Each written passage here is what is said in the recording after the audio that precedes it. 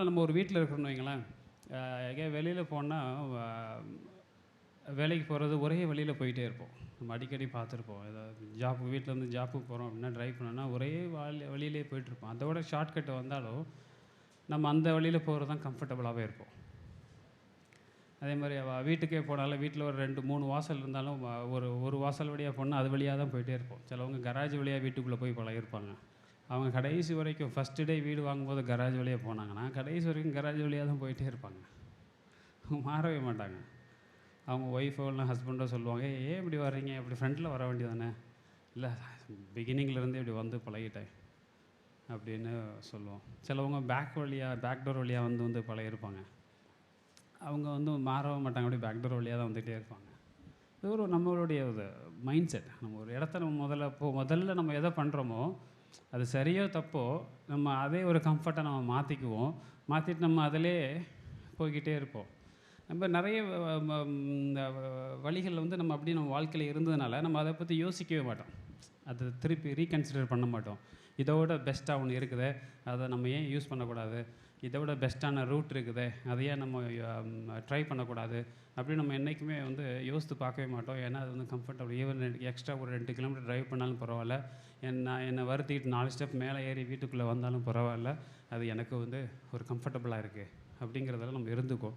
அதே மாதிரி வசனங்களே நிறைய வசனங்கள் நம்ம கேட்டு அதை கம்ஃபர்ட் அப்படின்னு கடந்து போயிட்டே இருப்போம். ஆனால் இந்த வசனங்கள் நிறைய டெப்த்தான இது இருக்கும், நம்ம அதை வந்து நம்ம பார்த்துருக்க மாட்டோம்.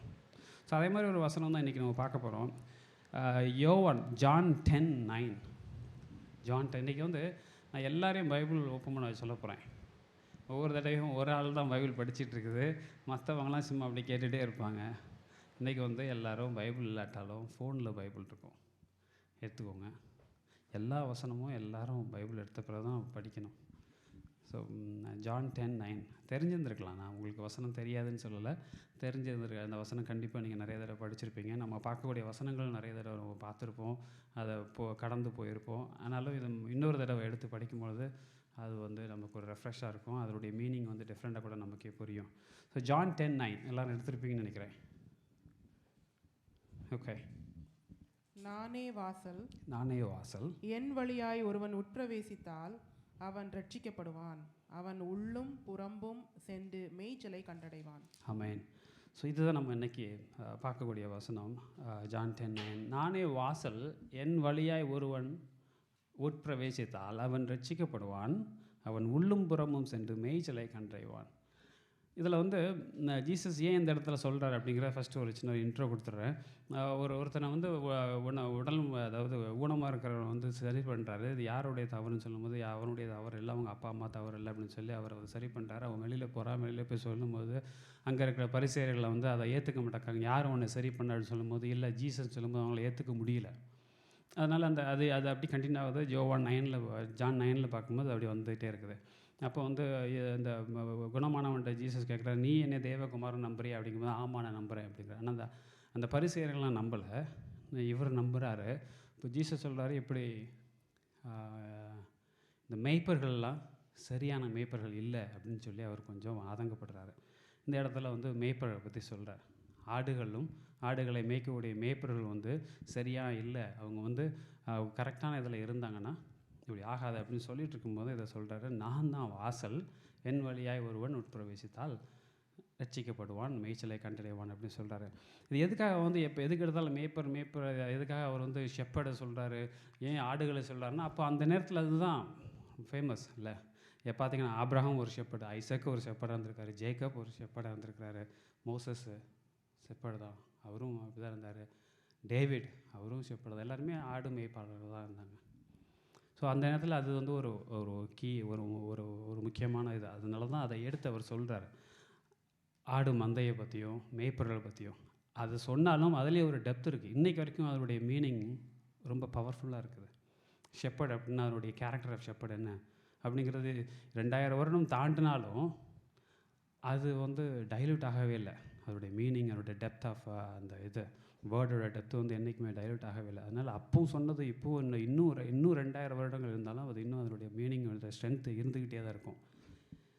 இப்போ அந்த நேரத்தில் வந்து ஆடு மந்தைகள் எப்படி இருக்கும் அப்படின்னா, ஒரு ஒரு இவ்வளோ ஹைட்டில் கல்லை வச்சு கட்டியிருப்பாங்க. கட்டிட்டு அப்படி ரவுண்டாக இருக்கும். நீங்கள் கூகுள் பண்ணி பாருங்கள், ஃபோட்டோஸ்லாம் இருக்குது ரியலாக. இப்போ வரைக்கும் இருக்குது அது. அப்படி சுற்றிட்டு ஒரு வாசல் தான் இருக்கும். இந்த ஆட்டு மந்தைகள், இந்த ஆடுகள்லாம் உள்ளே வந்துச்சுன்னா அந்த ஒரு வாசல் வழியாக தான் உள்ளே போகும். அப்புறம் போகும்போது அந்த ஒரு வாசல் வழியாக தான் வெளியில் போக முடியும். அந்த வாசலில் தான் யார் ஷெப்பர்ட் உட்காந்துருப்பார், இல்லைனா படுத்திருப்பார், இல்லைனா நின்றுட்டுருப்பார். அதாவது அதை பாதுகாக்கிறதுக்கு, விலங்குகள்லேருந்து பாதுகாக்கிறதுக்காகவும் அதனுடைய பாதுகாப்புக்காக அவர் அந்த இடத்துல நிற்பார். பொதுவாக 2 விதமான இந்த ஆட்டு மந்தைகள் இருக்கும். ஒன்று வந்து சிட்டியில் உள்ள பெருசாக இருக்கும். அதில் எல்லோரும் ஆட்டு மந்தைகள் வச்சுருக்கவங்கலாம் ஆடுகளை கொண்டு நைட்டு விட்டுருவாங்க. ஒரு 10-15 பேர் விட்டுருவாங்க. ஒவ்வொருத்தருக்கு ஒரு 100 ஆடு, 50 ஆடு, 20 ஆடு எல்லாம் உள்ளே போயிடும். காலையில் அந்தந்த மேய்ப்பர் வந்தவுடனே அவங்க சவுண்டை கேட்டோன்னா அதெல்லாம் வந்துடும். உடனே காலைல கூட்டு போயிடுவாங்க மேய்ப்பருக்கு. இதுதான் இருந்துச்சு. சில இடங்களில் அவங்கவுங்க தனித்தனியாக வச்சுருந்தாங்க. அதே மாதிரி கல்லை வச்சு கட்டி ஒரு சின்ன வாசலை வச்சுட்டு இருந்தாங்க. இதுதான் அப்போது நடைமுறையில் இருந்தது. ஸோ அதை தான் சொல்கிறாரு. இப்போ என்ன சொல்கிறாரு, நானே வாசல் அப்படிங்கிறாரு இல்லை. நானே வாசல் அப்படின்னு சொல்லும் பொழுது ஏற்கனவே நிறைய வாசல் இருக்குன்னு அர்த்தம். நானே வாசல் அப்படின்னு அவர் சொல்கிறாருன்னா ஏற்கனவே நிறைய வாசல் இருக்குது அப்படி தானே அர்த்தம். அப்போது என்ன வாசல்? ஃபேக்காக நிறைய வாசல் இருக்குது. நிறைய வாசல் வந்து ஃபேக்காக இருக்குது, உங்களுக்கு தெரியலை. நான் தான் வாசல், என் மூலம் வந்தால் என்ன நடக்கும் அப்படின்னு ஒரு ப்ராமிஸை கொடுக்குறாரு. அப்போது ஃபேக்காக என்னென்ன வாசல் இருக்குது அப்படின்னு பார்த்தா, இப்போ ஒரு ஆட்டு மந்தை இருக்குது. ஒருத்தர் நான் தான் வச்சுருக்கிறேன், இது சரியாக இருக்குதுன்னா அந்த இடத்துல தான் எல்லோரும் போயிட்டுருக்கேன்னா ஆப்போசிட்லேயே ஒரு ஆட்டு மந்தை வைக்கிறதுக்கு யாருமே அங்கே வந்து மந்தையில் ஆடு விடலை அப்படின்னா நான் என்ன பண்ணுவேன், இதை விட கொஞ்சம் பெஸ்ட்டாக அவங்கள அட்ராக்ட் பண்ணக்காக ஏதாவது பண்ணுவேன். அது மக்களுக்கு வந்து அட்ராக்ஷனாக இருக்கும். உள்ளே கூட்டு வந்து உங்களுக்கு என்ன ஆடு தானே, நான் ஆடையும் பார்த்துக்கிறேன், ஆட்டுக்கு தேவையான சாப்பாடே நான் கொடுக்குறேன், வந்து விட்டுட்டு போங்க சொல்லுவோம். ஏன்னா அது ஃபேக்காக இருக்கிறதுனால அப்படி வந்து ஆடை விடுவாங்க. அப்புறம் கொஞ்ச நாள் போகும்போது ஆட்டுக்கு தேவையானதை கொடுத்து அவங்கள அப்படி எல்லோரும் இங்கே வர வைப்போம். அப்புறம் கொஞ்ச நாள் ஆட்டுக்கு நான் தான் இன்வெஸ்ட் பண்ணியிருக்கிறேனே, அதை எப்படி எடுக்கணும், நைட் நேரத்தில் ஆட்டில் இருக்கிற பாலெல்லாம் கறந்துட்டு காலைல தண்ணி மட்டும் கொடுத்து அனுப்பிவிடுவேன். அவங்களுக்கு தெரியாது. அப்புறம் ஒரு வியாதியை உருவாக்குவேன். இந்த வியாதிக்கு தேவையான மருந்து என்கிட்ட மட்டும் தான் இருக்குதுன்னு சொல்லுவேன். அப்புறம் அந்த ஆட்டு மேய்ப்பர் என்ன பண்ணுவாங்க, என்கிட்ட என்னை விட்ட வேறு வழி இல்லைங்கிற சூழ்நிலைக்கு அவங்கள கொண்டு வருவேன். அதுக்கப்புறம் அவங்க அங்கேருந்து போக முடியாது. ஒரு 4 ஆடுக்கு வியாதி வந்திருக்கும். அப்புறம் மீதி இருக்கிற 400 ஆட்டுக்காரன்ட்டே சொல்லுவேன், பாரு வியாதி இருக்குது, இந்த மருந்து சாப்பிட்டா தான் உன் ஆடு தப்பிக்கும் அப்படிம்பேன். அவங்களுக்கும் அந்த மருந்தை கொடுக்கறதுக்கு முயற்சி பண்ணுவேன். இதில் எங்கேயோ கேட்ட மாதிரி இருக்கோ. இப்படி தான் நடந்துச்சுல 2019 கொரோனான்னு ஒன்று வந்துச்சு. அவங்களா கண்டுபிடிச்சாங்களாம் ஒரு லேபில். இது வெளியில் வந்துச்சான், நடந்து வந்துருச்சான். வீடு பூட்டாமல் வந்துட்டாங்க போல் அந்த வாசலில். ரைட், அந்த வாசலில் போட்டாமல் வந்துட்டாங்க போல். அது வெளியில் வந்துருச்சான். அதை கண்ட்ரோல் பண்ண முடியலையா? அது யார் உருவாக்குனா தெரியாது. எதுக்கு உருவாக்குனீங்க? ஆன்சர் இல்லை. உருவாயிடுச்சு. அதுக்கு மருந்து தயாரிக்கிறாங்களாம். அந்த மருந்து தான் போடணுமா. அது போடலைன்னா ஆரம்பத்தில் வந்து நீ கட்டாயம் கிடையாது, வயசானவங்க மட்டும் யார் இறந்து போகக்கூடிய சூழ்நிலை இருக்காங்களோ அவங்க மட்டும் போட்டால் போடுதும் அப்படின்னாங்க. அதுக்கப்புறம் வந்து இல்லை இந்த ஏஜுக்கு மேலே வியாதி இருந்தாலும் இல்லாட்டாலும் போடணும்னாங்க. அதுக்கப்புறம் அவங்களாம் ஏஜை குறைச்சாங்க. இப்போ வந்து பிறந்த குழந்தைக்கே போடுன்ட்டாங்க. கடைசி இப்போ என்னாச்சு, இது போடலைன்னா நீ எங்கேயும் போக முடியாதுன்ட்டானுங்க. போடலைன்னா எங்கேயும் போக முடியாது, வேலை கிடையாது, எங்கேயும் வெளியில் போய் ஜாமான் வாங்க முடியாது. யார் அதை உருவாக்குனீங்க? எந்த மந்தைக்குள்ளே நம்ம போனோம், எந்த மந்தைக்குள்ளே நம்ம நின்றுட்டுருக்குறோம், எந்த வாசலில் உள்ளே போனோம், எந்த வாசல்லேருந்து வெளியில் வர முடியாமல் இருக்கிறோங்கிறது இன்றைக்கி நடந்துகிட்டு இருக்குது. இப்போ புதுசாக வந்துருச்சுங்கிறாங்க. ஒரு புதிய ஒமைக்ரான் வந்துச்சு, நம்ம அதை பற்றி ஏற்கனவே பேசியிருக்கிறோம். வந்துருச்சுங்கிறாங்க. அது என்னாச்சு, உள்ளே போய் உட்காந்துருக்குறோம். அடுத்த ஒன்று இன்னொரு தடவையும் மறுபடியும் முதல்லேருந்து ரிப்பீட் அப்படிங்கிறாங்க. அழிச்சிட்டு மறுபடியும் ஆரம்பிப்பா. ஒரு இதில் பரோட்டா 50 சாப்பிட்டுட்டு மறுபடியும் சாப்பிடுமா. அதே மாதிரி எல்லாம் முடிச்சுட்டு மறுபடியும் 2019 போங்க அப்படிங்கிறாங்க. என்ன இது? ஏன்னா உண்மை. அது என்னுடைய பொண்ணு கிளாஸில் வந்து ஸ்கூல் சப்ளைஸ்லாம் கொடுத்து விட்டாங்க. கேட்டால் அவங்க டீச்சர் சொல்லியிருக்காங்க, we are expecting one more lockdown அப்படின்ட்டு இருக்காங்க. மறுபடியுமா? இப்போ எந்த மந்தைக்குள்ளே இருக்கிறோன்னு பாருங்கள். இதே மாதிரி நிறைய வாசல் நம்ம உள்ளே போயிடுறோம், ஆனால் வெளியில் வர முடியாமல் சூழ்நிலையை வந்து மாட்டிக்கிறோம். அதனால தான் ஜீசஸ் சொல்கிறாரு, நான் தான்ப்பா வாசல், என்னை தவிர எந்த வாசலும் இல்லை. அப்போ நிறைய வாசல் இருக்குது, அதை நான் எப்படி தான் கண்டுபிடிக்கிறது அப்படிங்கிற கேள்வி நமக்குள்ளே ஆப்வியஸ்லி வரதான் செய்யும். நான் எப்படி தான் கண்டுபிடிக்கிறது, நான் என்ன பண்ணுறது, என்ன வாசல் நான் போவேன், எப்படி செய்வேன்? இப்போ ஜீசஸ் சொல்லியிருக்கிறாரு, பைபிள் எல்லாமே இருக்குது. ஜீசஸ் வாசலில் காமிச்சிட்டு வராரு. எப்படி ஜீசஸ் வாசலை எப்படி காமிக்கிறாரு அப்படின்னா, பாருங்கள், ஒரு எக்ஸாம்பிள், நிறைய நம்ம 2-3 எக்ஸாம்பிள்ஸை பார்ப்போம். கானா ஊரில் கல்யாணம் நடக்குது. முதல்ல போகிறாரு, அவங்க அம்மாவோட போகிறாரு. திடீர்னு என்ன ஆகுது, திராட்சை ரசம் வந்து ரன் அவுட் ஆயிடுது, முடிஞ்சிருது. மக்கள் நிறைய பேர் இருக்கிறாங்க, எல்லோரும் பதறாங்க. அவங்க ஜீசஸ் அம்மா வந்து சொல்லி இதை பண்ணுங்கிறாரு. உடனே அவங்க ஓகேன்னு சொல்லி பண்ணுறாரு.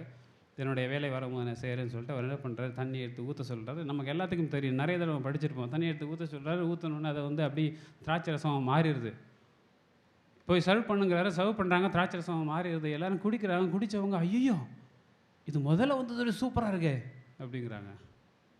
நம்ம ஊர் கல்யாண வீட்டில் இதே மாதிரி நடக்கும், பார்த்துருப்பீங்கன்னு நினைக்கிறேன். நம்ம ஊரில் கல்யாண வீட்டில் யாரெல்லாம் போயிருந்தீங்கன்னா தெரியும். திடீர்னு முதல்ல பார்த்தீங்கன்னா சாம்பார் திக்காக வரும், அடுத்ததில் கொஞ்சம் சாம்பாராக வரும், அடுத்ததில் பார்த்தா அது ரசமாக சாம்பாரான்னு தெரியும், பருப்பு ரசம் மாதிரி வரும், அடுத்த பியோர் ரசமாக வரும். சார் நான் சாம்பார் கேட்டேன், ரசம் 2வது சாப்பிட்றேன். ஐயா இதுதான் சாம்பார், ரசம் திரும்பி வரும். அப்படியா, 1000 பேர் வந்தீங்க, நாங்கள் 500 பேருக்கு தான் ஏன் சமைச்சோம். அப்படி தான் நம்ம ஊரில் பண்ணுவோம், ரைட்? அதே மாதிரி என்ன பண்ணாங்க, இலை கூட காணாமல் போயிடும்.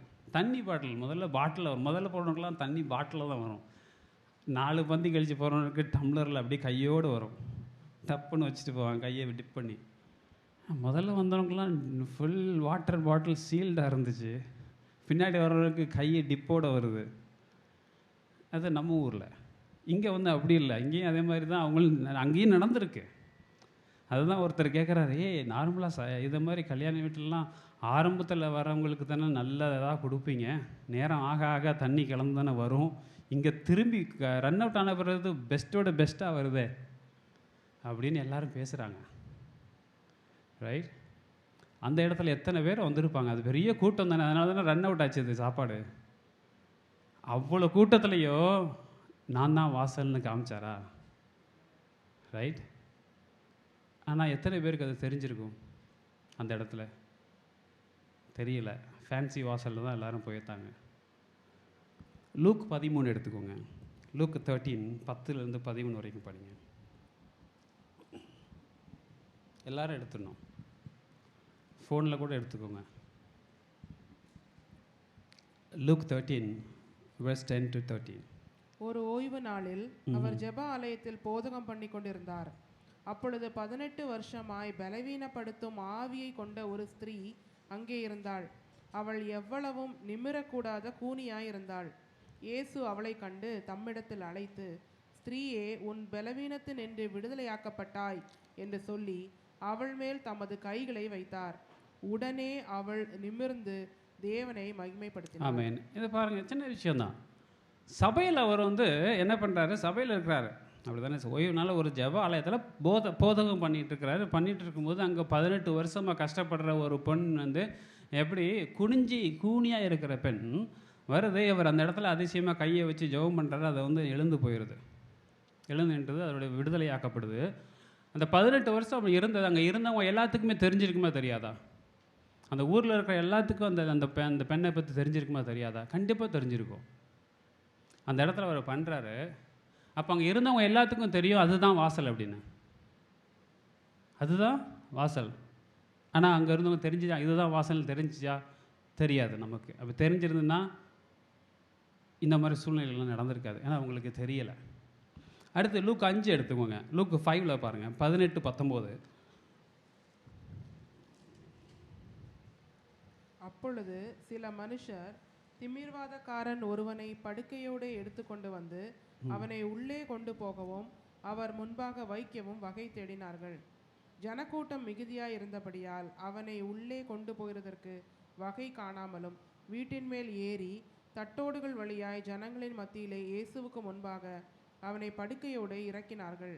அவருடைய விசுவாசத்தை அவர் கண்டு திமிர்வாதக்காரனை நோக்கி, மனுஷனே, உன் பாவங்கள் உனக்கு மன்னிக்கப்பட்டது என்றார். பாருங்க, செம்ம கூட்டம், உள்ள வர முடியல, மேலேருந்து அப்படி இறக்குறாங்க. அவன் வந்து இப்படிப்பட்ட ஆளுங்கிற அந்த ஊரில் இருக்க எல்லாத்துக்கும் தெரியும். அவனால் எந்திரிச்சு நடக்க முடியல, திமிர்வாதக்காரனாக இருந்திருக்கிறான், அங்கே உள்ள மக்கள் எல்லாத்துக்கும் தெரியும். அவன் வர்றாரு, குணமாய்க்கு அனுப்புகிறாரு. அந்த இடத்துல சொல்கிறாரு, நான் அந்த இடத்துல காமிக்கிறேன், நான் தான் வாசல்னு சொல்கிறாரு. அங்கேயும் மக்களால் காண்பிக்க முடியல. 2 மீன் 5 அப்போ 5000 பேர் எங்கே நடந்துச்சு? நடந்தது அதுக்கு முன்னாடி அவங்க அப்படி இன்சிடென்ட் அவங்க கேள்விப்பட்டதே கிடையாது. நான் இப்போ சொன்னதெல்லாம் இதுக்கு முன்னாடி நடந்ததே கிடையாது. இதுக்கு முன்னாடி அப்படி நடந்ததா எழுதப்பட்டிருந்துச்சுன்னா சரி ஓகேன்னு சொல்லலாம். இதுக்கு முன்னாடி நடந்ததே இல்லை, புதுசாக ஒன்று காமிக்கிறாரு. இதுக்கு முன்னாடி எல்லாம் தீர்க்கதரிசனங்கள் தான், தீர்க்கதரிசிகள் தான் இருந்தாங்க. பழைய ஏற்பாட்டில் பார்த்தீங்கன்னா அந்த தீர்க்கதரிசிகள் எப்படி இருந்தாங்க? ராஜா கூட தான் டீல் பண்ணுறாங்க, லீடர்ஸ் கூட தான் டீல் பண்ணுவாங்க. எங்கே பாருங்கள், இந்த அவர் கர்த்தர் சொல்லுவார், என் ஜனங்களை காப்பாற்றாக்க அவர் அனுப்பிவிடுவார். கர்த்தர் சொல்லுவார், என் ஜனங்களை காப்பாற்ற இவர் அனுப்பிவிடுவார். அப்படி ஒவ்வொரு தீர்க்கதரிசிகளாக போயிட்டே இருப்பாங்க. ராஜாக்கள்கிட்ட மட்டும் தான் டீல் பண்ணுவாங்க. இங்கே ஒருத்தர் வர்றாரு, கண்ணு தெரியாதவனும் எந்திரிச்சு நடக்க முடியாதவனும் கூனி குடிஞ்சவனும், ஒரு பெண் வருது 12 வருடமாக ரத்தப்போக்குள்ளது, என்ன தொட்டுது சுகமாயிருது, என்னோட வல்லமை கடந்து போனது அப்படிங்கிறாரு. இவர் டீல் பண்ணுற ஆள்லாம் டிஃப்ரெண்ட்டு.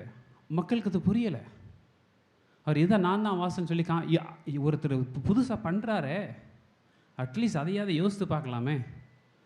யாரும் பார்க்குறதுக்கு ரெடியாக இல்லை. 2 மீன் 5 அப்போ 5000 பேர் 12 கூட மீதி. எங்கே பார்த்தீங்க அதை? இதுக்கு முன்னுக்கூட்டி வனாந்தரத்தில் நடத்தி கொண்டு போனார். அப்போ அதிசயங்கள் மேலேருந்து அற்புதங்கள் நடந்தது. மோசேஸோட கர்த்தரை இடப்பட்டார். ஒருத்தர் சொல்லி சொல்லி கூட்டி போயிட்டே இருக்கிறது. இங்கே மக்கள் அப்படி யாருமே இல்லை. திடீர்னு நடக்குது. ஒரு இன்னொரு இடத்துக்கு போகிற சப்பானி, குருடன், ஊமை, ஊனர் எல்லோரும் கூடுறாங்க. அல்ல இது இவரது குணமாக்குறாருன்னு உள்ளே போனாங்க. எல்லோரும் குணமாகறாங்க. குணமான அப்புறம் 4000 பேர் இருக்கிறாங்க. அவங்களை என்ன பண்ணுறது? சாப்பிடாமல் அனுப்ப முடியாதுன்னு சொல்லி எல்லோரும் உட்கார வைங்கிறாரு. என்னப்பா சாப்பாடே இல்லையான்னு சீசர் வந்து அவர்கிட்ட வந்து கேட்குறாங்க. சாப்பாடு இல்லை, என்ன இருக்குது யார்கிட்டயே கேளு. ஒரு சின்ன பையன் 7 அப்பவும் ஒரு சில மீன் வச்சுருக்கான், கொண்டா எடுத்துகிட்டு வா. 4000 பேர் உட்கார வை. வாசல் நான் தான் காமிக்கிறாரு. நானே வாசல் சொன்னார்னா நிறைய இடங்களில் வாசல் இருக்குது. அந்த வாசலை நம்ம வந்து யோசித்து கூட பார்க்க மாட்டேங்கிறோம் இன்றைக்கி ஒரு சூழ்நிலை. சரி ஓகே, இதெல்லாம் பைபிளில் நடந்துச்சுப்பா, இப்பவும் தான் நடக்குது. இப்பவும் தான் நான் பார்க்குறேன், ஒரு பாஸ்டர் அன்றைக்கி யூடியூப்பில் பார்த்து தண்ணியை ஒயினாக மாற்றினார். அப்போ அவர் தானே வாசல் உள்ளே போயிடலாமா அப்படிங்கிற கேள்வி வருமா இல்லையா? நான் பார்க்குறேன், நிறைய யூடியூப்பில் பார்க்குறேன். ஒருத்தர் அப்படி பாட்டில் வைக்கிறாரு, அப்படிங்கிறாரு, குடிக்கிறாரு, இதுதான் ஒயின், அவர் கத்துறாரு. நான் அதை நான் நியாயத்திற்காக சொல்ல, அதுதான் வாசல் தானே. அப்போ அவரு தான் இவரும் முன்னார், இது வாசல் தானே. ஒரு ஊழியக்காரர் வைக்கிறார், கையை வைக்கிறாரெல்லாம் கீழே விடுறாங்க, எழுச்சி போகிறாங்க, அற்புதங்கள் பண்ணுறப்போ இது வாசலா? அது வாசலா? இது சொன்னது எல்லாம் இங்கே எழுதப்பட்டது எல்லாமே இப்போவும் நடந்துகிட்ருக்குதே. அப்போ அவங்களாம் வாசம் சொல்லி போயிடலாமா அப்படிங்கிற எண்ணம் வரும். அப்போது என்ன, ஒரு கொஸ்டின் தான் இது முன்னாடி வைக்கணும். ஒருத்தன் கள்ள நோட்டு கொண்டு வந்திருக்கிறான். நீங்கள் கள்ள நோட்டு பார்த்துருப்பீங்கன்னு நினைக்கிறேன், ரைட்? $100 பில்லு வந்திருக்கும், $50 பில், $20 பில்லாம் நிறைய பார்த்துருப்போம். அது வந்து எதனால் அது கள்ள நோட்டு வருதுன்னா, அதில் ஏற்கனவே $100 பில் இருக்குது. அதனால் அதை வந்து அதே மாதிரி நடித்து கொண்டு வராங்க. யாராவது $1000 பில்லு கள்ள நோட்டு பார்த்துருக்கீங்களா? $1000 ஒரு கவுண்டர்ஃபிட் பில்லு எதாவது பார்த்துருக்கீங்களா? பார்த்துருக்க வாய்ப்பே இல்லைல்ல. ஏன்னா அப்படி ஒரு டாலர் இல்லை, அப்படி ஒரு பில்லே இல்லை.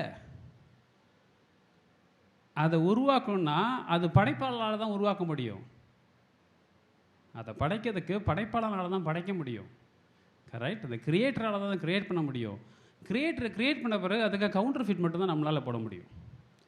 ஜீசஸ் இதெல்லாம் செஞ்சிட்டாரு. அதே மாதிரி நம்ம இங்கே கவுண்டர் ஃபிட்னு என்னன்னு தெரியுமா? Made an exact imitation of something valuable and important with the intention to deceive. இப்போது ஃபேக் அப்படிங்கிறது வேறு, காப்பி அப்படிங்கிறது வேறு. ஒரு இதுக்கு காப்பியாக இருந்துச்சுன்னா அது வந்து அதே மாதிரி இருக்கும், அவ்வளோதான். ஆனால் அதோடைய வேல்யூ எது கேரி ஓவர் பண்ணாது. ஆனால் கவுண்டர் ஃபிட்டுங்கிறது அதோட வேல்யூவும் சேர்த்து கேரி ஓவர் பண்ணும். அதே மாதிரி இருக்கும், அதோட வேல்யூவும் கேரி ஓவர் பண்ணும். இன்றைக்கி அதே மாதிரி ஒரு பில்லு வருது, $50 பில்லு வருதுன்னா $50 பில்லு முதல்ல இருக்க போய் தான் அதே மாதிரி அடித்தோம். இன்றைக்கி சில இடங்களில் வந்து வாசலில் வந்து எதுக்கு உருவாக்குறாங்கன்னா, ஜீசஸ் வந்து காமிச்சிருக்கிறாரு, கிரியேட்டரை வந்து கிரியேட் பண்ணி போயிருக்கிறாரு, அதுக்கெல்லாம் கவுண்டர் ஃபிட் போட்டுட்ருக்குறாங்க. அதுக்கு நான் எல்லாரையும் கவுண்டர் ஃபிட்னு சொல்லலை. கர்த்தர் என்ன சொல்கிறாரு? ஆடுகளுக்கு மத்தியில் நரிகள் இருக்கும் அப்படின்னு தான் சொல்கிறாரு, எல்லாம் நரின்னு சொல்லலை. இதில் அதிசயம் பண்ணுறவங்களும் உண்மையிலே அற்புதங்கள் பண்ணுறவங்களும் உண்மையிலே கர்த்தரின் கிருபையில் பிரசன்னத்தினால பண்ணக்கூடிய வாசல்கள் இருக்குது. அதை நான் கண்டுபிடிச்சிடக்கூடாது, நீங்கள் அதை கண்டுபிடிச்சிடக்கூடாதுங்கிறதுக்காக இந்த கவுண்டர் ஃபிட் திங்ஸ்லாம் நடந்துகிட்டு இருக்குது. அப்போ வாசல் இருக்குது, கண்டுபிடிக்க முடியல. அப்போ எப்படி தான் கண்டுபிடிக்கிறது?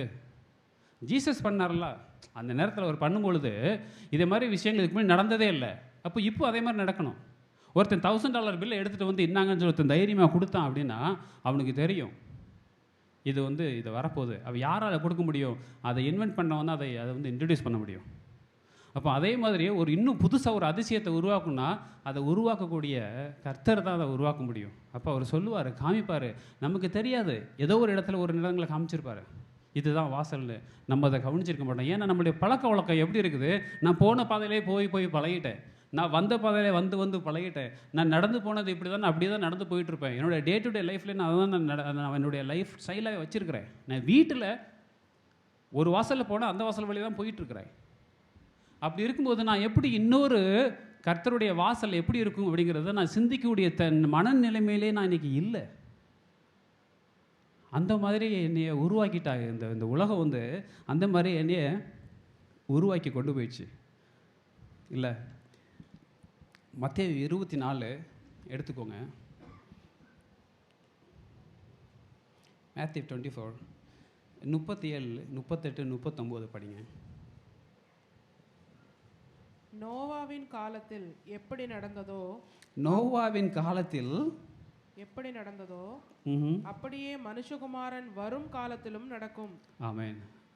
மனுஷகுமாரன் வரும் காலத்தில் எப்படி நடக்கும்? நோவாவின் காலத்தில் என்ன நடந்துச்சோ அதான் நடக்குமா? நோவா வர்றாரு, கர்த்தர் அவரோட இடைப்படுறாரு. இந்த பாரு, 40 நாள் நான் மழை வைக்க போகிறேன், நீ வந்து இந்த மாதிரி பேழையை கட்டி, இதான் அகலம், இதான் உயரம், இதான் இதை எல்லாம் எடுத்துக்கோ, இப்படி பண்ண இன்ஸ்ட்ரக்ஷன் கொடுக்குறா. அவர் எடுத்து கட்டிட்டு இருக்கிறா. அது வரைக்கும் மழையே பார்த்ததில்லை, தண்ணிகளை யாரும் இது மாதிரி வெள்ளத்தை மக்கள் பார்த்ததே கிடையாது. அந்த இடத்துல $1000 பில்லை வந்து இன்ட்ரடியூஸ் பண்ணுறாரு. அந்த இடத்துல கர்த்தர் என்ன பண்ணுறாரு, ஒரு $1000 பில்லை இன்ட்ரடியூஸ் பண்ணுறாரு. நோவா கட்டும்போது எல்லாரும் போய் சொல்கிறாங்க, நோவா இப்போ எல்லாத்தையும் சொல்கிறார், இப்படி மழை வரப்போகுது, வெள்ளம் வரப்போகுது சார், ரெடியாகுங்கிறாரு. யாரும் நம்ப மாட்டாங்க. எல்லாம் என்ன பண்ணுறாங்க, ஏளனமாக சிரிக்கிறாங்க. அவரை பார்த்து யாரா முட்டாளான்னு கேட்குறாங்க. நோவாவை பார்த்து லிட்ரலி கேட்குறது, ஐயோ ஃபூல் அப்படின்னு கேட்குறாங்க. ஏன்னா அவர் புது $1000 பில்லோடு வராரு, கவுண்டர் ஃபிட் கிடையாது அது. ஸோ நியூ திங் இன்ட்ரடியூஸ் பண்ணுறாரு. எப்படி இன்ட்ரடியூஸ் பண்ணுறாரு? கர்த்தருடைய மகிமையில் அவர் மூலமாக இன்வென்டர் மூலமாக இன்வென்ட் பண்ணுறாரு. யாருமே இல்லை. இப்போ இங்கே என்ன எழுதப்பட்டிருக்கு, திருப்பி படிங்க. நோவாவின் காலத்தில் எப்படி நடந்ததோ அப்படியே மனுஷகுமாரன் வரும் காலத்திலும் நடக்கும். எப்படியெனில் ஜலப்பிரளயத்துக்கு முன்னான காலத்திலே நோவா பேழைக்குள் பிரவேசிக்கும் நாள் வரைக்கும் ஜனங்கள் புசித்தும் குடித்தும் பெண் கொண்டும் பெண் கொடுத்தும் ஜலப்பிரளயம் வந்து அனைவரையும் வாரி கொண்டு போகும் மட்டும் உணராதிருந்தார்கள்.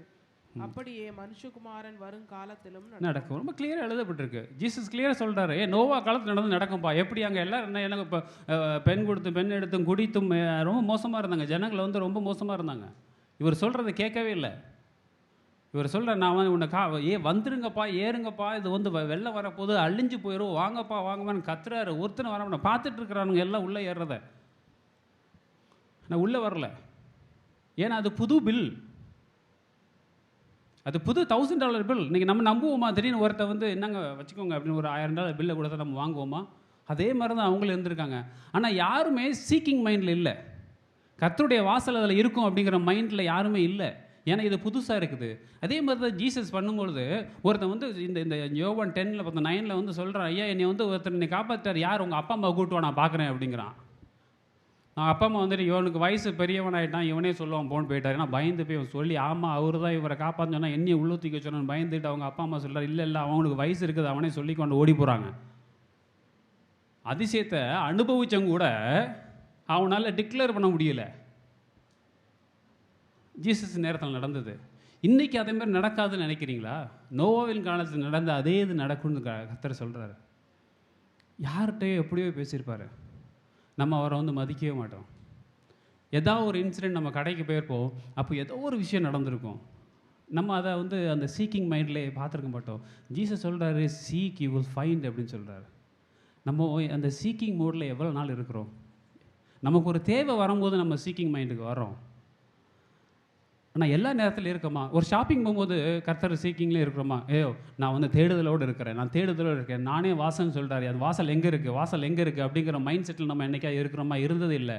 ஏன்னா இப்போ ஷாப்பிங் போகும்போது ஓகே எங்கே சேல் போட்டிருக்கு, இங்கேயா அங்கேயா, உடனே டக்குன்னு ஃபோனை பார்த்துட்டே இருப்போம், ஒருத்தன் ஃபோன் அடிப்போம், அந்த மாலுக்கு போ, அது புதுசாக அங்கே சேல் இருக்குது, இது மைண்டு ஃபுல்லாக அதிலே போயிடும்.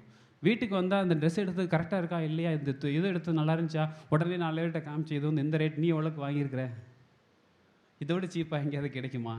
ஃபுல் சீக்கிங் மைண்டில் தான் இருப்போம். ஃபுல் மோடு 100% சீக்கிங் மோட்லேயே இருக்கும். என்ன சீக்கிங் திங்க் தான் டிஃப்ரெண்ட்டாக இருக்கும். ரைட்? நானே வாசல் அப்படின்னு சொல்கிறாரு, அந்த வாசல் அங்கங்கன்னு காமிச்சிக்கிட்டே வராரு, இப்போ காமிச்சிருக்க மாட்டான்னு நினைக்கிறீங்களா? என்னுடைய கொஸ்டின், சிம்பிள் கொஸ்டின். அப்போ காமிச்சார், நானே வாசல் சொன்னவர், இந்த வாசலை எனக்கும் உங்களுக்கும் காமிக்க மாட்டார்னு நினைக்கிறீங்களா? கண்டிப்பாக காமிச்சிட்டு தான் இருக்கிறாரு. ஆனால் நம்ம அதை பார்த்தோமா, உள்ளே போனோமா அப்படிங்கிறது பெரிய கொஸ்டின். அதுதான் நடந்துச்சு. ஏன் நம்ம போன வாரம் தான் பார்த்தோம், எப்படி ஞானிகளுடைய ஞானத்தை நான் அழித்து புத்திசாலிகளுடைய புத்தியை அவமாக்குவேன்னு சொல்லி போன வாரம் நம்ம பார்த்தோம். ஃபூல் தான் நீ புத்திசாலி, நீ புத்திசாலியே கிடையாதா. நீ ஞானி ஆகுனா முதல்ல நீ பைத்தியக்காரன் ஆகு. கொரிந்தியர்ஸில் பார்த்தோம், நீ ஞானி ஆகுனா முதல்ல பைத்தியக்காரன் ஆகு. அதுதான் லாஸ்ட் வீக்கில் பார்த்தோம். நம்ம இன்றைக்கி பைத்தியக்காரனாக இருக்கிறவனுக்கு இல்லை, ஒருத்தனை பார்க்கும்போது பைத்தியம் தான்டான்னு போயிடுறோம். நான் கர்த்தர் அவங்ககிட்டையும் போய் பாரு அப்படிங்கிறார். இதை நம்ம நோட் பண்ணிக்கணும். நான் எதுக்கு சொல்கிறேன்னா, பைத்தியக்காரன்ட்ட கர்த்தர் இருக்குன்னு சொல்லி எழுதப்பட்டிருக்கு. நம்ம சில நேரங்களில் பெரிய பெரிய ஃபேன்சியாக இருக்கிறவங்கள பார்த்துட்டே பின்னாடி போயிடுறோம். ஃபேன்சியான திங்ஸை நினச்சிட்டே பின்னாடி போயிடுறோம். ஆனால் பைத்தியம் நினச்சிட்டு ஒதுங்கிடுறோம். இல்லை, அதில் யூ கேன் ஃபைண்ட் சம்திங் அப்படின்னு அதில் எழுதப்பட்டிருக்கு. நம்ம அந்த சீக்கிங் மோடுக்கு நம்ம எப்போ வருவோம்? ஏன்னா சும்மா சொல்ல, வாசலில் வந்து சும்மா வாசல் வாங்கன்னு சும்மா வந்துட்டு போங்கன்னு சொல்லலை, ப்ராமிஸ் பண்ணுறாரு. என்ன பண்ணுற, நீ ரட்சிக்கப்படுவாய்ப்பா, அது மட்டும் இல்லை நீ மேய்ச்சலை காண்பாய் அப்படின்னு ப்ராமிஸ் பண்ணுறாரு இந்த வாசலுக்குள்ளே வந்தா. இல்லை, ஸோ வாசல் என்ன அப்படிங்கிற முதல்ல நம்ம கண்டுபிடிக்கணும். இந்த வசனத்தில் சொல்லப்பட்ட வாசல், நானே வாசல்னு சொல்கிறேன், அந்த வாசல் என்ன அப்படின்னு கண்டுபிடிக்கணும். அது கண்டுபிடிக்கிற நீங்கள் பெருசாக உட்காந்து கூகுள் பண்ணியோ முழங்கால் போட்டோ உபவாச ஜபம் இருந்தோ கிடையவே இல்லை. அப்படி இருந்தாலும் அது உங்களுக்கு ஹெல்ப் பண்ணும் கண்டுபிடிக்கிறதுக்கு. ஆனால் அது மட்டும் பண்ணால் மட்டும் அது கண்டுபிடிக்க முடியாது. நம்ம டே டு டே லைஃப்பில் நம்ம சந்திக்கிற ஒவ்வொரு மனிதரும், சந்திக்கிற ஒவ்வொரு இன்சிடென்ட்டும், நம்ம சூழ்நிலைகளை ஏற்படும். திடீர்னு ஒரு சூழ்நிலை ஏற்படும். அந்த சூழ்நிலை எதனால் அந்த சூழ்நிலை ஏற்பட்டுச்சுங்க, நான் வந்து அந்த இடத்துல நான் வந்து என்னை சீக் பண்ணணும். ஏன் கடவுள் இந்த இடத்த உருவாக்குனாரு அப்படி நினைக்கும் பொழுது, ஒரு லாஸ்ட் வீக்கில் தான் நான் நண்பர் இப்போ ஒரு மினிஸ்ட்ரிக்கு பண்ணணும் அப்படின்னு சொல்லி பேசிகிட்டு இருந்தேன் 2 வாரத்துக்கு முன்னாடி. அப்போ அந்த மினிஸ்ட்ரி வந்து நல்லா பண்ணிகிட்டு இருக்கிறாங்க. நான் பேர் சொல்ல விருப்பப்படாமல் பொதுவாக சொல்கிறேன். அவங்க வந்து இங்கே தான் பண்ணிட்டு நிறைய ஹோம்லெஸ் பீப்புளை ரீச் அவுட் பண்ணுறாங்க, எல்லாம் பண்ணிகிட்ருக்காங்க. அவங்களுக்கு ஏதாவது பண்ணணும் அப்படின்னு சொல்லி வேறு ஒரு பிரதர்கிட்ட பேசிகிட்டு இருந்தேன். அதுக்கப்புறம் அதை எப்படி அவங்கள ரீச் அவுட் பண்ணுன்னு தெரியலையே, அவங்கள எப்படி நான் போய் கனெக்ட் பண்ண போகிறேன்னு தெரியலையேன்னு அப்படி யோசித்துக்கிட்டே இருந்தேன். சரி பார்ப்போம், ஜனவரிலேருந்து பண்ணிடுவோம், நம்ம ஆரம்பிக்கணும் அப்படின்னு சொல்லி பேசிக்கிட்டு இருக்கோம். வெளியில் அவுட்ரீச் பண்ணணும், இப்படி பண்ணணும் அப்படி பண்ணணும். அப்போ அதை எப்படி பண்ண போகிறோன்னு தெரில, வாயில் வந்துடுச்சு. முன்னாடி இருக்கும்போது திடீர்னு 2 நாளைக்கு முன்னாடி ஒருத்தவங்க ஃபோன் பண்ணாங்க, நான் இந்த மினிஸ்ட்ரியில் போய் நான் இது பண்ண போகிறேன், நாங்கள் குரூப்பாக போய் ஒரு இது பண்ண போகிறோம், எனக்கு ஒரு சின்ன ஹெல்ப் உங்கள்கிட்ட இருந்து வேணும். ஆச்சரியமாக இருந்துச்சு. நேற்று நாங்கள் போயிருந்தேங்க. அந்த மினிஸ்ட்ரியை நான் எப்படி கனெக்ட் பண்ணணும்னு நான் வந்து உட்காந்து யோசிச்சுட்டு இருக்கும்போது திடீர்னு ஒருத்தவங்க ஃபோன் பண்ணி, எனக்கு வந்து ஒரு சின்ன ஹெல்ப் பண்ணணும், நீங்கள் பண்ணுறீங்களா பிரதர், எனக்கு பண்ண முடியுமா? ஐயோ கண்டிப்பாக பண்ணுறேன், நான் வர்றேன். அங்கே போய் பார்க்குறேன், அங்கே போன இடத்துல நான் 10 பேரை மீட் பண்ணிட்டு வரேன். யோசித்து பாருங்கள், அதை நம்ம மைண்டில் சீக் பண்ணும்போது நடக்குது. ஒவ்வொரு விஷயமும் நம்ம வந்து கர்த்தருக்காக நம்ம நினச்சிட்டு பண்ணும் பொழுது கர்த்தர் அந்த வழிகளை கொடுத்துக்கிட்டே இருக்கிறாரு. நம்ம தான் வழியை தாண்டி போயிட்டே இருக்கோம். ஏன்னா நம்மளுடைய கம்ஃபர்ட் ஜோன்லேயே நம்ம வளர்ந்து பழகுனதுனால அந்த கம்ஃபர்ட் ஜோனை விட்டு வெளியில் வர கஷ்டப்படுறதுனால என்ன ஆகுது, அதிலே இருந்தோம். வியாதி வந்தாலும் பரவாயில்லப்பா, இருந்துக்குவோம், ஊசி போட்டாலும் போட்டுக்குவோம்ப்பா, பிரச்சனை இல்லை, இன்னும் 15 வெரைட்டிஸ் வரட்டும், நோ ப்ராப்ளம், நாங்கள் இருந்துக்கிறோம், சமாளிச்சுக்கிறோம், இருக்கணுமே, இன்னும் 4-5 வைரஸ் வேணால் கொண்டு விடுங்கப்பா, பரவாயில்ல, நானும் கூட தயாரிக்கேன், விட்டுவோம், வெளில வரிசையாக விடுவோம், ஆளுக்கு வீட்டில் ஒன்று ஹோம்மேடு மாதிரி பண்ணுவோம், ஆளுக்கு ஒரு வைரஸை பண்ணி விட்டுக்கிட்டே இருங்க. அப்படி தானே வரும். ஸ்மால் பிஸ்னஸ்லாம் எடுத்து பெரிய பெரிய பிஸ்னஸ் மேன்ஸ் என்ன பண்ணாங்க, அவங்களுக்குள்ள கொண்டு வருவாங்க. ரைட். சின்ன சின்ன பெட்டிக்கெட்டில் இருக்கிறது, இந்த கிராம தொழிலில் இருந்ததெல்லாம் என்ன பண்ணாங்க, பெரிய வால்மார்ட் மாதிரி பெரிய பெரிய பம்பரில் இருக்கவங்க அதெல்லாம் விலை கொடுத்து வாங்கிடுவாங்க. வாங்கிட்டு அவனை காலி பண்ணிட்டு எல்லாம் அவன் வாங்கிட்டு என்ன பண்ணுவான்னு தெரியுங்களா? அது வரைக்கும் 5 ரூபாய்க்கு அவன் கொடுத்துட்டு இருப்பான். $5 விற்றுட்டு இருந்தவன் இந்த $5 மேட்ரு எல்லாத்தையும் டோட்டலாக வாங்கிடுவான். வாங்கி நம்ம தேடுவோம், 5 காணாமலே போயிடும். அது அவுட் ஆஃப் ஸ்டாக் இல்லை நிறுத்திட்டாங்க. ஒரு 2 மாதம் எல்லோரும் தேடிட்டு இருப்பாங்க. திடீர்னு வால்மார்ட் மாதிரி ஒரு பெரிய ஜெயண்ட் கம்பெனி அதை இன்ட்ரடியூஸ் பண்ணும், புது பேரில். $55 $59.99 வரும். $4 எங்கள் வீட்டு பக்கத்து வீட்டில் விற்றுட்டு இருந்தான்டா. அதை அவங்ககிட்ட போனால் அவன் இல்லைங்கிறான். அவன் ஒரு $2,000 கொடுத்துட்டு வெளில போயிருப்பான். அவன் அதை வந்து 2 நாளில் இவன்கிட்ட கொடுத்த காசெல்லாம் அவன் வாங்கிடுவான். This is what world is, right. இதுதான் நம்ம இந்த உலகத்தில் தான் நடந்துட்டு இருக்குது. நீ எப்படி வாசலை தேட முடியும்? இந்த மாதிரி சூழ்நிலையில் எப்படி நம்ம வாசலை போய் தேட முடியும்? ஜீசஸ் சொல்கிறார், நீ வாப்பா, நான் தான் வாசல்ங்கிறாரு. இவனுங்க பண்ணுற அட்டுழியத்துக்கு பின்னாடி ஓடுறதுக்கே நேரம் இல்லை. நம்ம ஒரு மந்தைக்குள்ளே போயிட்டோம், இந்த மந்தையிலேருந்து வெளியில் வர முடியலை. அவனுங்க பண்ணுற ஓட்டத்துக்கு பின்னாடி ஓடுறதுக்கே நமக்கு நேரம் இல்லை. ஏன் நமக்கு எங்கே வேணால் ஒரு செக்கு வச்சுக்கிட்டே இருக்கிறாங்க. ஒரு இதில் போய் உட்காந்துருப்போம், நீ எந்திரிச்சு ஓடு, அடுத்தது ஓடு. அப்போ வாசலை கண்டுபிடிக்க முடிய அந்த அந்த அந்த அந்த சூழ்நிலைக்கு நம்ம முடியாமல் போயிடும். வாசலை நம்ம வந்து தேடுறோமா பார்க்கணும். 2வது இந்த வசனத்தை சொல்லப்படுறது ரட்சிக்கப்படுறது. ரட்சிக்கப்படுற எப்படி? வாசலில் போனால் தான் ரட்சிக்கப்பட முடியும். ரட்சிக்கப்படனா என்ன? இவர் ப்ராமிஸ் பண்ணுறா, நீ ரட்சிக்கப்படுவாய் அப்படின்னு சொல்கிறாரு. உள்ளே வந்து ரட்சிக்க அப்படின்னா என்ன? எபேசியர் 2:8 எடுங்க. எஃபேசியன்ஸ் 2:8 எல்லாருக்கும் தெரிஞ்ச வசனம். கிருபையினாலே விசுவாசத்தை கொண்டு ரட்சிக்கப்பட்டீர்கள், இது உங்களால் உண்டானதல்ல, இது தேவனுடைய ஈவு. ரைட்டு. என்ன ரட்சிக்கப்பட்டனா உங்களுக்கு கிருபை கிடைக்குது. ரட்சிக்கப்பட்டனா இந்த வசனம் எந்த பண்ண உங்களுக்கு கிருபை கிடைக்குது. 2வது எடுங்க, ஆக்ட் 16 எடுங்க. அப்போஸ்தலர் 16 30 31. Act 16:30 and 31. ரட்சிக்கப்படுறது என்ன நமக்கு தெரியும். அதாவது நான் என்ன ரட்சிக்கப்படுறது, நம்ம இட்டர்னல் லைஃப் இருக்குது, நம்ம ரட்சிக்கப்படுறோம், அதெல்லாம் இருக்கட்டும். எனக்கு டே டு டே லைஃப்லாம் என்ன கிடைக்குதுங்கிறத நான் பார்க்க போகிறேன். நீ இந்த வாசலோடைய வந்தால் இன்றைக்கி டே டு டே லைஃப்பில் எனக்கு ஸ்ட்ரகிள் ஆகிறோம்ல, ஒவ்வொரு இன்சிடென்ட்லேயும், ஒவ்வொரு வைரஸ்லேயும், ஒவ்வொரு இந்த வேர்ல்டு நமக்கு கொடுக்குற கமிட்மெண்ட்டு, நமக்கு வைக்கிற டாஸ்க்கு, நம்ம வைக்கிற செட் எல்லாமே நம்ம தாண்டி போகிறதுக்கு நம்ம கஷ்டப்படுறோம்ல. அந்த டே டு டே லைஃப்பில் இந்த வாசலில் போனால் நான் என்னென்னலாம் கிடைக்கும் அப்படின்னு சொல்கிறேன். ரட்சிக்கப்படுறேங்கிறத மட்டும் நான் எடுத்து சொல்ல, அது என்னென்ன இருக்குன்னு பாருங்கள். எஃபேசியர் என்ன சொல்லப்படுது? கிருபை கிடைக்குதுங்கிறது. ஆக்ட் 16 30 31 என்ன சொல்லப்படுது? அவர்களை வெளியே அழைத்து வந்து, ஆண்டவரே, ரட்சிக்கப்படுவதற்கு நான் என்ன செய்ய வேண்டும் என்றான். அதற்கு அவர்கள், கர்த்தராகிய இயேசு கிறிஸ்துவை விசுவாசி, அப்பொழுது நீயும் உன் வீட்டாரும் ரட்சிக்கப்படுவீர்கள் என்று சொல்லி அவனுக்கும் அவன் வீட்டிலிருந்த யாவருக்கும் கர்த்தருடைய வசனத்தை போதித்தார்கள். பாருங்க, இதில் என்ன சொல்றாங்கன்னா, விசுவாசத்தில் நான் பூர்ணமாகிறோம். நான் ரட்சிக்கப்படுறதுனால எனக்கு கிருபை முதல்ல கிடைக்குது. 2வது நான் விசுவாசத்தில் நான் முழுமை அடைகிறேன். 3வது யோவான் 5:24. ஜான் 5:24.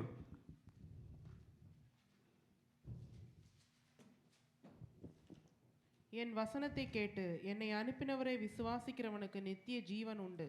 அவன் ஆக்கினை தீர்ப்புக்கு உட்படாமல் மரணத்தை விட்டு நீங்கி ஜீவனுக்கு உட்பட்டிருக்கிறான் என்று மெய்யாகவே உங்களுக்கு கிளியராக சொல்லுது பாருங்க. உனக்கு ஆக்கினை தீர்ப்பு இல்லை. ஓகே, நீ விசுவாசம் பூர்ணமானால் என்ன ஆகுது? முதல்ல நித்திய ஜீவன் கிடைக்கிறது மட்டும் இல்லாமல் உனக்கு ஆக்கினி தீர்ப்பு இல்லை, மரணம் இல்லை, ஜீவன் மாத்திரமே கிடைக்கிறது.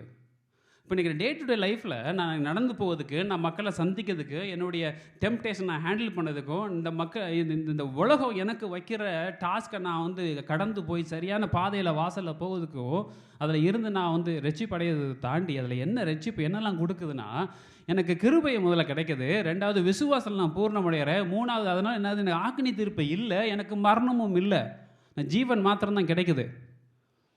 அப்போ இந்த வாசலுக்குள்ளே போகும்பொழுது எனக்கு இதெல்லாம் கிடைக்குது. ரட்சிக்கப்படுறோம். என்ன அது? டே டு டே லைஃப்பில் இதெல்லாம் நடக்குது. ஸோ ஓகே, இதெல்லாம் நடந்துச்சு. அடுத்தது என்ன? நீ உள்ளும் புறமும் சென்று மேய்ச்சலை காண்பாய். உள்ளும் புறமும் சென்று மேய்ச்சலில் என்ன? ஒரு நிலம், அதில் வந்து புல்லும் செடிகளும் கொடிகளும் எப்படி பூக்களும் இருக்கும். அது ஆடு மாடெல்லாம் வந்து சாப்பிட்றதுக்காக, அப்படி தானே? அதுதான் மேய்ச்சல். என்ன சொல்கிறாரு? நீ மேய்ச்சலை கண்டடைவாய்னா, மேய்ச்சல்லாம் ஒன்றும் அந்த நித்திய ஜீவன் மேய்ச்சல் இல்லை. நீ இந்த உலகத்தில் நீ இருக்கணும். நீ ஒன்றும் கர்த்தரை நினச்சது, கர்த்தருக்கு நம்ம இருக்கிறதுனால நம்ம பரதேசியும் பஞ்சமாகவும் இருக்குன்னு அவர் சொல்லவே இல்லை. நிறைய பேர் நினச்சிட்டு இருக்காங்க, இல்லை இல்லை நான் பரதேசியாக தான் இருக்கணும், அப்போ தான் கர்த்தருக்கு உண்மையானவன். கிடையவே கிடையாது. கர்த்தர் நம்மளை ஆசீர்வதிப்பார். மேய்ச்சலை கொடுக்குறேன்னு சொல்கிறாரு இல்லையா? எசேக்கியேல் 34 எடுத்து படிங்க. எசேக்கியேல் 34:13-15. பாஸ்டர்னு சொல்கிறது சங்கீதம் 23 ரொம்ப கிளியராக சொல்கிறாரு மேய்ச்சலை பற்றி. கர்த்தர் என் மேய்ப்பராக இருக்கிறார், நான் தாழ்ச்சி அடையேன். எல்லாத்துக்கும் தெரியும், தட்டி விட்டா எழுத்து பிள்ளைகளோட சொல்லுவாங்க.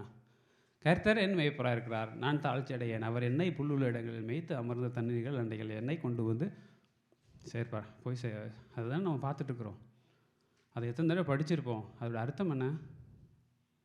எனக்கு அவர் மேய்ப்பராக இருக்கும்போது அவர் என்னை எப்படி மேய்ச்சி கொண்டு வருவார் பாருங்கள். எசேக்கியேல் அவர் ஜனங்களுக்கு அவர் சொல்கிறாரு பாருங்கள், 34:13-15. அவைகளை ஜனங்களிடத்திலிருந்து புறப்படவும் தேசங்களிலிருந்து சேரவும் பண்ணி அவைகளுடைய சுய தேசத்திலே அவைகளை கொண்டு வந்து இஸ்ரவேல் மலைகளின் மேலும் ஆறுகள் அண்டையிலும் தேசத்தின் சகல வாசஸ்தலங்களிலும் அவைகளை மேய்ப்பேன். யாரை சொல்கிறாரு தெரியுமா? அவருடைய ஜனங்களை சொல்கிறாரு. இஸ்ரேல் ஜனங்களை கர்த்தர் சொல்கிறாரு, நான் எங்கே வச்சு சகல வாசஸ்தலங்களில் அவைகளை மேய்ப்பேன், அவைகளை நல்ல மேய்ச்சலிலே மேய்ப்பேன். நான் சாதாரண மேய்ச்சல் இல்லை, சாதாரண பாஸ்டர்லாம் கிடையாது, நல்ல மேய்ச்சல், செழிப்பான. அடுத்து என்ன சொல்கிறான்னு பாருங்க, இஸ்ரவேலுடைய உயர்ந்த மலைகளில் அவைகளுடைய தொழுவம் இருக்கும். அவன் தொழுவம் எங்கே இருக்கும்? உயர்வான இடத்துல இருக்கும். யாரும் அதை போய் அண்ட கூட முடியாது. அவங்கள வச்சிருக்கிற தொழுவம் அப்படிப்பட்ட தொழுவத்தில் வைப்பேன். அங்கே அவைகள் நல்ல தொழுவத்தில் படுத்துக்கொள்ளும். இஸ்ரவேலின் மலைகளின் மேல் நல்ல மேய்ச்சலை. மலைகளின் மேல் நல்ல மேய்ச்சல். மலைகளின் மேல் மேய்ச்சல்னா எப்படி இருக்கும்னா, இங்கே உள்ள இது மாதிரி கிடையாது. அது யாரும் அதிகமாக அதை உபயோகப்படுத்திருக்க மாட்டாங்க. எப்பவும் குழு குழுன்னு பச்சை பச்சைன்னு இருக்கும். அப்படி ஃப்ரெஷ்ஷாக இருக்கும், வித்தியாசமாக இருக்கும். எங்கேயாவது பாதி பேர் ஜனங்களாம் இப்போ பிடிங்கிட்டு போயிடுவாங்க. நம்ம ஊரில் ஆவாரம் போன்னு உண்டு, அது உடம்புக்கு நல்லன்னு சொல்லி எல்லாம் பிடிங்கிட்டு வருவாங்க. பிரண்டைன்னு சொல்லி பிடிங்கிட்டு வருவாங்க ஊர்களில் பார்த்தா. அதெல்லாம் எடுத்து வருவாங்க. ஏன்னா அதெல்லாம் மிருகங்களுக்கெல்லாம் கிடைக்காது, மனுஷங்களை எடுத்துகிட்டு போயிடுறாங்க. ஆனால் மலைகளில் அப்படி இருக்காது, இங்கே கிடைக்காதெல்லாம் கிடைக்கும். என்ன சொல்கிறாரு? மலைகள் மேல் நல்ல மேய்ச்சலை மேயும். இப்போ நல்லா பாருங்கள். அதே மாதிரி என் ஆடுகளை நான் மேய்த்து அவைகளை நான் அவளை மடக்குவேன் என்று கர்த்தராகிய ஆண்டவர் சொல்கிறார். ஆண்டவர் இந்த இடத்துல இஸ்ரவேல் ஜனங்களை பற்றி சொல்கிறார். இது எதுக்கு சொல்கிறேன்னா, இந்த வசனத்தை என்ன சொல்லப்படுது? நான் தான் வாசல், என் வழியாக வருவர்கள் ரட்சிக்கப்படுவீங்க, ரட்சிக்கப்பட மட்டும் நீ உள்ளும் புறமும் சேர்ந்து நல்ல மேய்ச்சலை காணடிவா அப்படின்னு சொன்னால், நல்ல மேய்ச்சல் நான் கிடைக்கணும்னா நல்ல மேய்ச்சல் என்ன? இதுதான். இன்றைக்கி டே டு டே லைஃப்பில் நான் என் வாழ்க்கையை கர்த்தருக்குள்ளே நடத்தும் போது என்னை உயர்வாக வைத்து எப்படி மலையின் மேலே ஒரு ஸ்தலத்தை வச்சுருந்தாரோ அதே மாதிரி உன்னையும் உங்களையும் ஒரு மலையின் மேலே ஒரு உயர்வான இடத்துல வைக்கிறதுக்கு அவர் வல்லவராக இருக்கிறார். அதே மாதிரி மலையின் மேலுள்ள ஒரு நல்ல மேய்ச்சலை, இதை இங்கிலீஷில் எப்படி போட்டிருக்கு தெரியுமா? They will feet in a rich pastor அப்படின்னு போட்டிருக்கு. ஒரு ரிச்சான ஒரு பாஸ்டரை நான் கொடுப்பேன் அப்படின்னு சொல்லப்பட்டிருக்கு. அதே மாதிரி எனக்கும் உங்களுக்கும் கொடுக்க தயாராக இருக்கிறேன். ஆனால் நான் நல்ல வாசலை தேட தயாராக இருக்கிறேன். என்னுடைய வாசல் அவர் மூலமாக போகணுங்கிறத நான் யோசிக்கிறேனான்னு பார்க்கணும். இதெல்லாம் கேட்குறதுக்கு நல்லா இருக்குது, ஆனால் அதுக்கு உண்டான கண்டிஷனை நான் பாஸ் ஆகிறேன்னா, அது பாஸ் ஆகாமல் இது மட்டும் வேணும்னு சொன்னால் இது கிடைக்காது. அதில் பாஸ் ஆனால் மாத்திரம்தான் இதில் கிடைக்கும். அவர் மூலமாக உள்ளே வந்தால் மாத்திரம்தான் கிடைக்கும். அவர் மூலமாக உள்ளே வந்தால் இந்த மேய்ச்சலை இதை விட மிகப்பெரிய மேய்ச்சலை தரேன்னு சொல்லலாம். நம்மளை உயர்விலும் உயர்வாக வைப்பார். எப்போ நான் மணியை முன்னாடி கொண்டு வைக்கிறேனோ அப்போ தான் எனக்கு பிரச்சனை.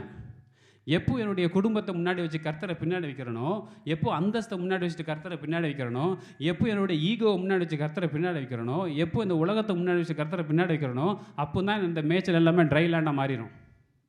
அது வரைக்கும் மேய்ச்சலாக தான் இருக்கும் அந்த நிலம். அந்த மேய்ச்சலான நிலப்பரப்பில் நானும் நீங்களும் போகணும் அப்படின்னா அவரோட வாசலை நான் கண்டுபிடிக்கணும். அவர் வாசலை கண்டுபிடிக்காமல் எத்தனை பேர் இந்த ப்ராமிஸ் வெர்ஷன் நம்ம வாங்கியிருப்போம். நானே வாசல், என் வழியாக உள்ளும் புறமும் போனால் நீ மேய்ச்சலை கண்டடைவா ரசிக்கப்படுவான்னு எத்தனை இடத்துல சொல்லியிருக்கோம். ஆனால் வாசல் ஃபஸ்ட் இடத்துல சொல்லிட்டு அப்படி மறந்துடுவோம். பின்னாடி உள்ளதில் மட்டும்தான் ஸ்டிக் ஆகிருப்போம். நம்ம முதல்ல இருக்கிறத நம்ம பார்க்கும்போது தான் பின்னாடி உள்ளது தானாக வரும். நிறைய பேருக்கு தெரியும் நம்ம ஃப்யூச்சரை பற்றி ரொம்ப சந்தோஷம். நமக்கு ஃப்யூச்சரை பற்றி கேட்குறது, மனுஷனை பிறந்த எல்லாத்துக்குமே ஃப்யூச்சர் கேட்கணும் ரொம்ப ஊரில் பிறகு பாதி பேர் ஜோசியக்காரன் தான். ஜோசியம் இங்கேயே பாருங்கள், எனக்கு தெரியும் நினைக்க இதில் பார்க்குற வேனுக்கு ஒரு ஜோசியம் பார்க்க இடம்னு சொல்லி நிறைய வச்சுருக்காங்க சிறையில். இங்கே வந்துட்டாங்க தமிழில். அது அவ்வளோ க்யூரியாசிட்டி. நான் எப்படி இருப்பேன், நான் என்ன மாதிரி வருவேன், எனக்கு அடுத்த வருஷம் நான் ஒரு இது பண்ணால் நான் எப்படி இருப்பேன், அது என்ன அது மாதிரி எனக்கு கல்யாணம் ஆகுமா, கல்யாணம் ஆகாதா, பிள்ளைக்கு நல்லா இருக்குமா, நல்லா இருக்காதா, இதாகுமா, அதாகுமா, இஷ்டத்துக்கு போய் கேட்டு கையை கொடுத்து பார்க்குறது. கிளி ஜோசியம், கை ஜோசியம், அந்த நாடி ஜோசியம், இந்த ஜோசியம், அந்த ஜோசியம் சொல்லி ஏகப்பட்ட ஜோசியம் ஊரில் அவங்க வளர்ந்துட்டே இருக்கிறாங்க. இவனுங்க பார்த்தவன் வந்து நாசமாக போயிடுறான், ஆனால் சொன்னவன் வளர்ந்துக்கிட்டே இருக்கிறான். இப்போ என்னாச்சு, மக்களுடைய மைண்ட் செட் அப்படி ஆயிடுச்சு. எப்படி ஒரு பாதையில் போய் நம்ம பழகிட்டோம்னா, அதே மாதிரி எதுவும் ஃபியூச்சரை பார்க்கணும், கேட்கணும், அது ஒரு இன்ட்ரெஸ்ட்டாக. இன்றைக்கி நம்ம கிறிஸ்டியன்ஸ் என்ன பண்ணுறோம் அப்படின்னா, அநேகரை வந்து இந்த ஃபியூச்சரை பற்றி பேசுகிறவங்க மேலே அடிக்டாக இருக்கிறாங்க. எப்படின்னா, 2ஆம் வருகை எப்படி இருக்கும், ரெவலேஷனை பற்றி பேசக்கூடிய ப்ரீச்சர்ஸுக்கு முன்னாடி அடிமையாக இருக்கிறாங்க.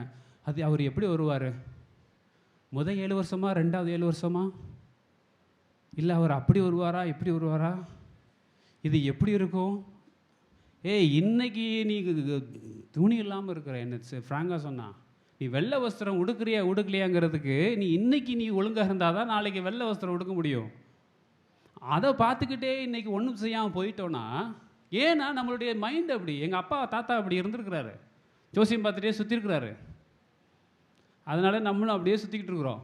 அது எப்படி கிறிஸ்தவ முறையில் சுற்றுறோம். ஏதாவது பாஸ்டர்கிட்ட ப்ரேயர் பண்ண போகும்போது அவர் எதாவது சொல்ல மாட்டாரா அப்படிங்கிற எண்ணம் நமக்குள்ளே வருது. ஏன்னா நம்ம அப்படி படைக்கப்பட்டோம். எனக்கு எதாவது சொல்ல மாட்டாரா, ப்ரேயரில் எதாவது சொல்ல மாட்டாரா, சரி பாஸ்டர் எனக்கு இது ஏதாவது ப்ரேயரில் உங்களுக்கு தெரிஞ்சிச்சா, அவர் முந்தின நாள் ஏதாவது படங்கடம் பார்த்துருப்பார், அதான் தெரிஞ்சிருக்கும். என்ன தெரியும், அதுக்காக தெரியாதுன்னு சொல்லலை. நிறைய பாஸ்டர்ஸ் வெளிப்பாடுகள் வருது, கர்த்தர் வெளிப்படுத்துகிறாரு. நிறைய விஷயங்கள் கர்த்தர் வெளிப்படுத்திட்டு இருக்கிறாரு. என்கிட்டயே வெளிப்படுத்தும் போது பெரிய பெரிய ஆட்கள் நடத்த மாட்டாரா? நான் ஒன்றுமே இல்லாத ஆள், ஒன்றுமே இல்லாத என்கிட்டயே கர்த்தர் வெளிப்படுத்துகிறாரு. அப்படிங்கும்போது எத்தனை பாஸ்டர்ஸ் என்ன மாதிரிலாம் வெளிப்படுத்திருப்பார். உண்மை இருக்குது. ஆனால் நான் அநேகர் என்ன பண்ணுறாங்க, அந்த சூழ்நிலைக்கு தள்ளப்படுறாங்க. நீ என்னை நம்பி வர்றான், இவனுக்கு எதாவது சொல்லலை, இவன் நாளைக்கு மதிக்க மாட்டான், நாளைக்கு என் பாஸ்டர்னு கூப்பிட மாட்டாங்கிற கட்டாயத்தில் வரும்போது என்ன சொல்லலாம், ஆமாம் நீங்கள் போங்க, உங்களுக்கு இது நடக்கும், நம்ம சந்தோஷமாக வந்துடுறோம். அதுதான் நடக்குது. அப்படியே தான் நம்ம நடக்குது. அதனால் நம்மளோட வாழ்க்கையை நம்ம என்ன பண்ண, ஃபியூச்சரை தேடி தேடி தேடி தேடி போய் உண்மையான வாசலை விட்டுட்டு எங்கேயோ போயிட்டு வேறு வாசலில் போயிட்டு நம்ம மேய்ச்சல் நிலம் எங்கே இருக்குன்னு தேடுறோம். எனக்கு மேய்ச்சல் நிலம் இல்லை, என் வாழ்க்கையில் உயர்வு இல்லை, எனக்கு வந்து நான் இப்படி தான் பஞ்சமாக இருக்கணுமா, நான் இப்படி தான் எவ்வளோ நாள் நான் இப்படி இங்கேயே இருக்கிறது, ஏன் 10 பெட்ரூம் வீடு வாங்கக்கூடாதுன்னு இதில் எழுதி வச்சுருக்குதா, நீ கார் வாங்கக்கூடாதுன்னு எழுதி வச்சுருக்கா, எல்லாம் வாங்கிக்கோங்க, ஆனால் கர்த்தருக்கு மகிமைப்படுத்தும்படியாக வாங்கிக்கலாம். அதை கர்த்தர் அதை கொடுப்பாரு. அதை கொடுக்கும் பொழுது நம்ம அவர் வாசல் வழியாக போகும்போது நம்மளை உயர்த்துனா நம்ம மட்டும் உயர மாட்டோம். பரலோக ராஜ்யம் எப்படி இருக்குது, கடுகு விதைக்கு ஒப்பாக இருக்குது. இந்த விதை எப்படி இருக்குது, சின்ன விதை பெரிய மரமாகி அந்த மரத்தில் அநேக பறவைகளும் பூண்டுகளும் வந்து அடையும்படியாக அது இருக்கும். அதுதான் பரலோக ராஜ்யம். பரலோக ராஜ்யம் வருவதாக ஜெபம் பண்ணுங்கிறாரு. இந்த ராஜ்யம் இங்கே வரணும்னா இங்கே இல்லை. இந்த ராஜ்யத்தை உருவாக்கணும். எப்படி உருவாக்கணும், நானும் நீங்களும் கடுகு விதையாகி மரமாக வளரணும். அப்படின்னா நான் மரமாக வளர்ந்து நான் 4 பேருக்கு உதவி செய்ய முடியாது இருக்குன்னா நான் நல்ல மேய்ச்சலில் இருக்கணும். இருந்தால் தான் நான் 4 பேருக்கு உதவி செய்ய முடியும். அப்போது அந்த மேய்ச்சல் அவர் கொடுக்குறது 4 பேருக்கு உதவி செய்வதற்காகவும் உங்கள்கிட்ட வந்து தஞ்சம் புகழ்களுக்கு நான் கர்த்தரை பற்றி சொல்லும்படியாக நான் வளரும் பொழுது அந்த மேய்ச்சல் வரும். அந்த எண்ணம் எப்போ வரும்னா, நான் நல்ல வாசலில் போனால் மாத்திரம்தான் வரும். அதுக்காக பணக்காரன் எல்லாம் நல்ல வாசலில் வந்தான்னு சொல்ல முடியாது. நான் நல்ல வாசலில் வரும்பொழுது எனக்கு வரக்கூடிய மேய்ச்சல் அநேகருக்கு உதவி செய்யும்படியாக வரும்பொழுது அது கடுகு விதைக்கு ஒப்பாக இருக்கும். அந்த ஒப்பாக இருக்கிறதுல நானும் நீங்களும் இருப்போம். இது இந்த டே டு டே லைஃபுக்காக கொடுக்கப்படுறது. நித்தியம் இருக்குது, எனக்கும் உங்களுக்கும் நித்தியம் இருக்குது. இது வழியாக நடக்கும் பொழுது அதில் எந்த டவுட்டும் இல்லை. யாருக்காக தெரியுமா நான் வந்து எப்படி யாருக்கு பிறக்கணும் அப்படின்னு? யாருக்காக தெரிஞ்சிருக்குவேன், இந்த அப்பா அம்மாவுக்கு தான் நான் பிறக்கணும் முடிவு பண்ணீங்களா? இந்த அக்கா தம்பியோடு தான் பிறக்கணும் முடிவு பண்ணியிருக்கணுமா? முடிவு பண்ண முடியாது. நம்முடைய பிறப்பை நம்மளால் முடிவு பண்ண முடியாது. ஜீசஸ் ஒருத்தர் தான், தேவகுமாரன் ஒருத்தர் தான் ஒரு பிறப்பை முடிவு பண்ண முடியும். நம்மளால் முடியுமா? அதனால தான் இன்றைக்கி அவர் கடவுள் தேவகுமாரனாக இருக்கிறாரு. நம்மளுடைய இறப்பை நம்மளால் முடிவு பண்ண முடியுமா? நான் இத்தனை வயசு வரைக்கும் இருக்கணும், நான் இப்படி தான் இறந்து போகணும், நான் இவங்களெல்லாம் பார்த்த பிறகு தான் இறந்து போகணும், என் பேரன்லாம் பார்த்த பிறகு தான் இறந்து போகணும், முடியுமா? நம்ம கையில் இல்லவே இல்லை. ஆல்ஃபாபெட்டில் இருக்கிற பி டி பெர்த்தும் நம்ம கையில் இல்லை, டெத்தும் நம்ம கையில் இல்லை. ஆனால் இடையில இருக்கிற சீன் ஒன்று இருக்குது பாருங்கள், சாய்ஸ், அது நம்ம கையில் இருக்குது. பெர்த்தும் நம்ம கையில் இல்லை, டெத்தும் நம்ம கையில் இல்லை, சிங்கிற சாய்ஸ் நம்மகிட்ட இருக்குது. அந்த சாய்ஸை நம்ம ஒழுங்காக உபயோகப்படுத்தணும் அப்படின்னா நான் நல்ல வாசலை என்னால் கண்டுபிடிக்க முடியும். இந்த சாய்ஸை நான் என்னால் உங்களால் உபயோகப்படுத்த முடியும், அதை நான் எடுத்துக்கொள்ள முடியும். கர்த்தர் சொல்கிறாரு, இதே ஜானில் 7 இடத்துல சொல்கிறார், I am the bread of life, I am the light of the world, I am the gate, I am the good shepherd, I am the resurrection and the life, I am the way truth and life, I am the true wine. இதெல்லாம் எதுக்கு அயம்னு சொல்கிறது காரணம் என்னென்னா, எல்லா இதுலேயும் counter fit வந்துடுச்சு. இல்லைன்னா அவர் ஏன் அயம்னு சொல்லணும்? அவர் ஏன் நான் ஏன் சொல்கிறாரு? எத்தனையோ பேர் அவர் பேரில் இருக்கிறாங்க, கவுண்டர் ஃபிட்ஸ் இருக்கிறாங்க. அதனால தான் அவர் சொல்ல முடியாத சூழ்நிலை இருக்குது. அதனால தான் சாய்ஸை நம்ம கையில் கொடுத்தாரு, ஃப்ரீ வில் அப்படிங்கிற நம்ம கையில் கொடுத்தாரு. நீங்கள் இஷ்டத்துக்கு பண்ணிக்கோங்க, நாளைக்கு நான் சொன்னேன்னு சொல்லக்கூடாது. நான் வழிகளை காமிக்கிறேன், வாசலை காமிக்கிறேன், உள்ளே வந்தேன்னா உனக்கு ரட்சிப்பை தர்றேன். இந்த ரட்சிப்பில் நீ உனக்கு என்ன கிடைக்குது? விசுவாசம் கிடைக்குது, கிருபை கிடைக்குது, ஆக்கினி தீர்ப்பு கிடையாது, மரணம் இல்லை. உன்னை முழுமையாக நான் பாதுகாத்துக்கிறேன். உன்னை வைக்கிற இடம் மேய்ச்சல், அந்த இடத்துல வைக்கிறேன். இது எல்லாம் கிடைக்கும் பொழுது நம்ம எப்படி இருக்கிறோம்? என் ஃப்ரீ வெளில வந்து நான் கரெக்டாக எடுத்துக்கிறேனா அப்படிங்கிறதா இது. எத்தனையோ விஷயங்கள் நம்ம வந்து இந்த உலகத்தில் இந்த ஃப்ரீ வில்ல கரெக்டான சாய்ஸை வந்து நம்மளால் எடுக்க முடியாத அளவுக்கு சில விஷயங்கள் இருக்கலாம். மணி ஒரு பெரிய மேக்டர், ஒரு பெரிய ஃபேக்டராக இருக்கிறது வந்து மணி நம்மளை வந்து நிறைய இடத்துல டிஸ்ட்ராக்ட் பண்ணுது. டே டு டே லைஃப்பில் அது கஷ்டம், எனக்கு தெரியும், எல்லாத்துக்கும் தெரியும். அது இல்லைன்னா ஒன்றும் பண்ண முடியாது, இருந்தால் எதுனாலும் பண்ணிக்கலாம். அந்த மாதிரி உலகம் கொண்டு போயிடுச்சு. மணி ஒரு பெரிய விஷயம். ரெண்டாவது பார்த்தீங்கன்னா டெம்டேஷன், கிரிட்டிசிசம், டெம்டேஷன். நீ போயிட்டு இருக்கும்போது சும்மா ஏதாவது சொல்கிறது. எத்தனை பேர் கிரிட்டிசிசம் நம்ம எல்லாம் ஏற்றுக்க முடியுது? எத்தனை பேர் டெம்டேஷனை ஹேண்டில் பண்ண முடியாது? இந்த டெம்டேஷனும் மணியும் ஹேண்டில் பண்ணுற ரொம்ப கஷ்டம். இதே மாதிரி நிறைய விஷயங்கள் அடிக்கிட்டு போய்கிட்டே இருக்கலாம். ஆனால் அதெல்லாம் தாண்டி நம்ம சாய்ஸை நான் கரெக்டாக கொண்டு வரணும் அப்படின்னா கர்த்தரால் மாற்ற தான் முடியும். நல்லா கவனிச்சிங்க. ஒரு சோடா வாட்டரை, ஒரு ரெகுலர் வாட்டரை எடுத்துக்கோங்க. அந்த சோடா வாட்டர் நல்லா மிக்ஸ் பண்ணுங்கள். அதை ஓப்பன் பண்ணால் அது ஃபிஸ்ஸு வெளியில் வந்து பாதி தண்ணி வெளில போயிடும். ஆனால் எம்டி ரெகுலர் வாட்டரில் பாட்டிலில் நீங்கள் என்ன தான் ஷேக் பண்ணாலும் அதை ஓப்பன் பண்ணும்போது அப்படி தான் இருக்கும். ஏன் அப்படின்னா அந்த வாட்டர் பியூராக இருக்குது. நம்மளும் பியூராக இருந்தோம் அப்படின்னா நம்ம எந்த இடத்துலையும் சிந்தியோ சிதறிய போகவே மாட்டோம். என் மனசுக்குள்ளே, என் இருதயத்தில் சுத்தம் இல்லாமல் வேறு அசடுகளும் கஷ்டங்களும் இந்த உலகத்துடைய எண்ணங்களும் உள்ளே இருந்துச்சு அப்படின்னா அந்த ஃபிஷ் வாட்டர் மாதிரி நான் திறக்கும் பொழுது என்னுடைய நல்ல குவாலிட்டிஸும் சேர்ந்து போயிடுது.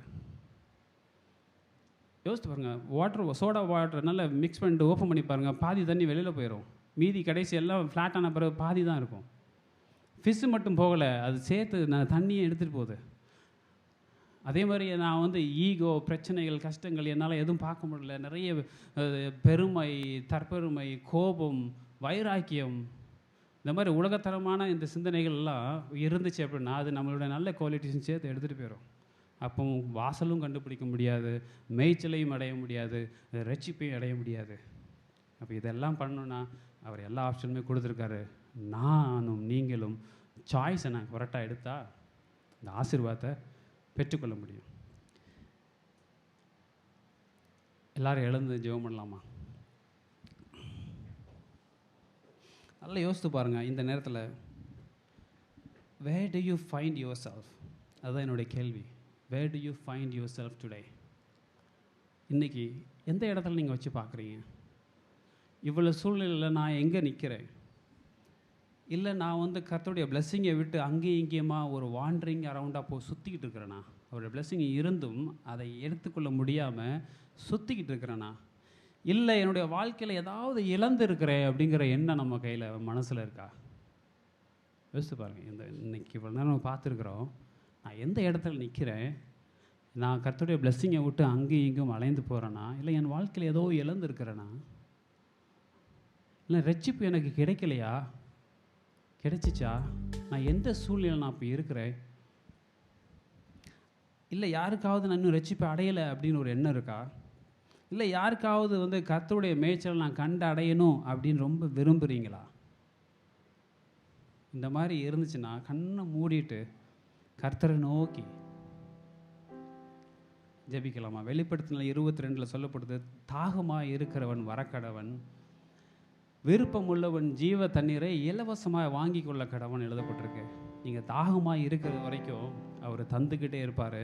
இந்த ஜீவ தண்ணீரை இலவசமாய் நீங்கள் வாங்கி கொள்ளுங்க அப்படின்னு சொல்கிறாரு. நம்ம எல்லாம் இருக்கக்கூடிய ஒன்று, நான் தாகத்தோடு இருக்கணும், நான் சீக்கிங் மோடில் இருக்கணும், நான் வாசலை கண்டுபிடிக்க தேவையான அந்த ஞானம், விஸ்டம் எனக்கு வேணும் அப்படின்னு ஜெபிக்கலாம்.